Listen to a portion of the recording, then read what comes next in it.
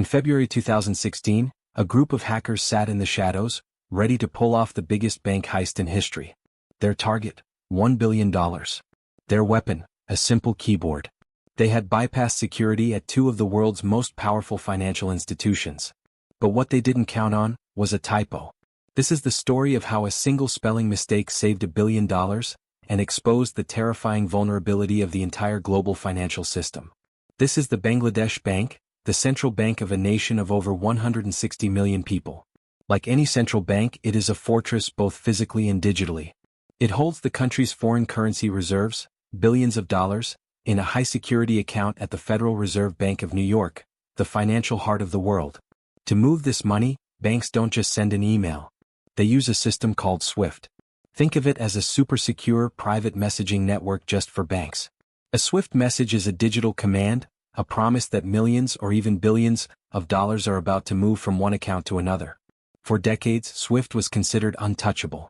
Hacking it was the stuff of Hollywood movies. But in early 2015, a year before the heist, someone found a crack in the fortress. It started with an email. A simple job application sent to a few Bangladesh bank employees. An employee downloaded the attached resume and just like that, the ghosts were in the machine. A piece of malware silently installed itself. For months, the hackers did nothing but watch.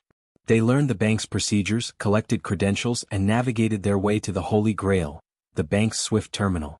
They were inside, waiting for the perfect moment to strike. That moment arrived on Thursday, February 4, 2016. The timing wasn't random, it was genius. Bangladesh column, Thursday p.m. start of weekend. USA column, Friday weekend. Monday federal holiday.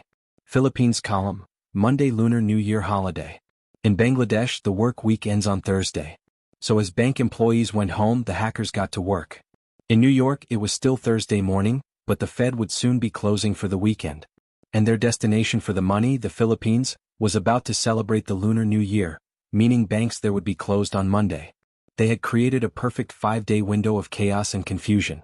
That night, they sent 35 separate transfer requests from the Bangladesh Bank to the New York Federal. The total amount, $951 million. The destination, private accounts in the Philippines and Sri Lanka. To cover their tracks, the hackers disabled the bank's printer, the very machine that would print a record of the transfers. When employees came in the next morning, they found the printer dead. They assumed it was a simple glitch. They had no idea their bank was being robbed.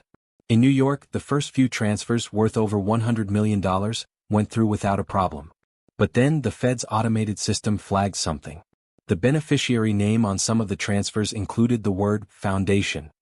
This was a red flag for their anti-money laundering system, so they temporarily paused the transactions. But it was the hackers' fifth transaction that triggered the real alarm. As for $20 million, destined for a non-profit in Sri Lanka. But the hackers had made a mistake. They misspelled foundation as foundation. The routing bank Deutsche Bank noticed the typo. Foundation wasn't a real word. It was just suspicious enough to ask for clarification. They sent a message back to the Bangladesh Bank. But by now it was Friday night in Dhaka. No one was there to read it. The $1 billion heist was put on hold by a single misspelled word. When officials in Bangladesh finally fixed their printer on Saturday, they were horrified. They saw dozens of messages confirming massive transfers they had never authorized. They frantically tried to contact the New York Fed, but it was the weekend. They could do nothing but wait and watch as their country's fortune hung in the balance. By the time the banks reopened, the damage was done, but it wasn't a total loss. Thanks to the typo and the Fed's suspicions, they had stopped transfers worth $850 million. But $81 million had slipped through. It had landed in 4 accounts at a branch of the RCBC Bank in the Philippines. From there, the money trail became a blur.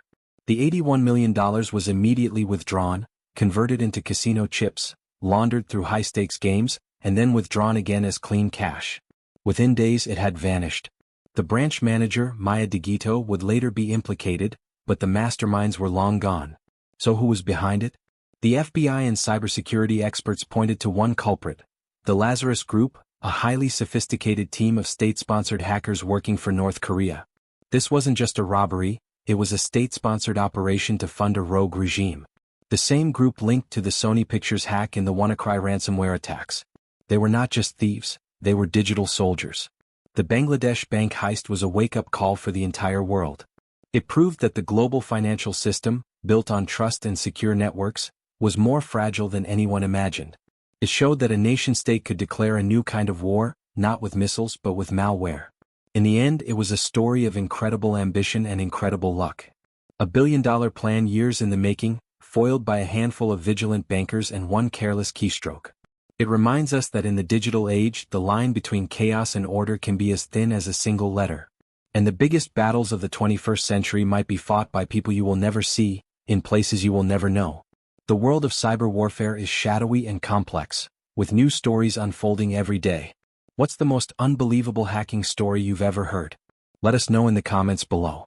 And if you found this story fascinating, be sure to hit the like button, subscribe, and ring the notification bell so you don't miss our next investigation into the secrets that hide in plain sight.